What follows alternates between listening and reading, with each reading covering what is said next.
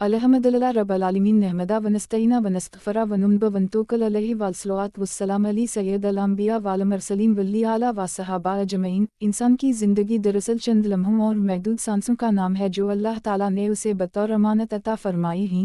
ये सांसें न हमेशा रहने वाली हैं और न इंसान की मर्ज़ी से चलती हैं, बल्कि एक मुकर्ररा वक्त तक चलती हैं और फिर अचानक ख़त्म हो जाती हैं। मगर अफसोस कि इंसान इस हकीकत को जानने के बावजूद गफलत में मुब्तला रहता है। वो ये समझता है कि अभी वक्त है, अभी बहुत कुछ करना बाकी है, अभी तौबा बाद में कर लेंगे। हालांकि मौत ना उम्र देखती है, ना सेहत और ना हालात, वो किसी भी लम्हे आ सकती है और इंसान को दुनिया की महफिल से उठाकर कब्र की तन्हाई में पहुंचा देती है। हम रोज़ देखते हैं कि कोई हंसता बोलता इंसान अचानक खामोश हो जाता है, कोई घर से निकलता है और वापस नहीं आता, कोई बिस्तर पर सोता है और फिर आँख नहीं खोलता। ये सब हमें ये पैगाम देते हैं कि ये दुनिया फ़ानी है और यहाँ किसी को मुस्तक़िल क़याम हासिल नहीं। मगर इंसान दुनिया की मसरूफियत में इस कदर उलझ जाता है कि वो अपनी आखिरत को भूल जाता है। दिन रात माल कमाने, नाम बनाने और दुनिया में आगे बढ़ने की फ़िक्र में लगा रहता है, मगर ये नहीं सोचता कि जब वो कब्र में उतरेगा तो उसके साथ किया जाएगा। वहाँ ना इसका माल साथ होगा, ना ओहदा, ना शोहरत, ना रिश्तेदार, सिर्फ उसके आमाल इसके साथ होंगे। अगर आमाल नेक होंगे तो वही कब्र इसके लिए राहत की जगह बनेगी और अगर आमाल बुरे होंगे तो वही कब्र इसके लिए परेशानी और हसरत का सबब बनेगी। कब्रिस्तान की खामोश फिजा हमें बार बार ये सबक देती है कि यहाँ दफन होने वाले भी कभी हमारे जैसे थे, इनके भी ख्वाब थे, ख्वाहिशात थीं, घर और ख़ानदान थे, मगर आज ना वो लौट सकते हैं और ना अपनी इस्लाह कर सकते हैं। असल अक्लमंदी ये है कि इंसान दूसरों की मौत से अपनी ज़िंदगी का सबक ले और मौत से पहले संभल जाए, अपने आमाल का जायज़ा ले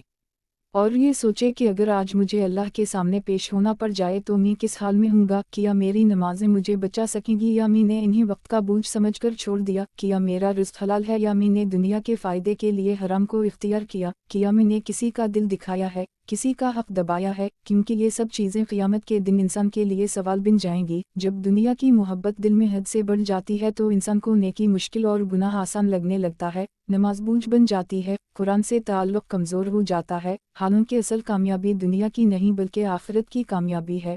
वो दिन आने वाला है जब तमाम इंसान एक मैदान में जमा होंगे, हर शख्स अपनी फ़िक्र में होगा, माँ बेटे से भागेगी और भाई भाई से मुंह मोड़ लेगा। उस दिन ना कोई दोस्ती काम आएगी और ना कोई ताल्लुक़, सिर्फ अल्लाह की रहमत और बंदे के आमाल इसके काम आएंगे। उसीलिए ज़रूरी है कि इंसान आज ही संभल जाए, अपनी ज़िंदगी का रुख दुरुस्त करे, नमाज को अपनी ज़िंदगी का हिस्सा बनाए, हलाल व हराम की तमीज़ पैदा करे, वालिदैन के हुकूक़ अदा करे, लोगों के साथ इंसाफ करे, क्योंकि अल्लाह ताला की रहमत बहुत वसी है और वो बंदे की एक सच्ची नदामत पर भी उसे मुआफ़ फरमा देता है। लेकिन ये नदामत मौत आने से पहले होनी चाहिए, क्योंकि मौत के बाद ना तौबा का मौका होता है और ना अमल का। इसलिए कामयाब वही है जो मौत से पहले संभल गया और अपनी आखिरत संवर ली।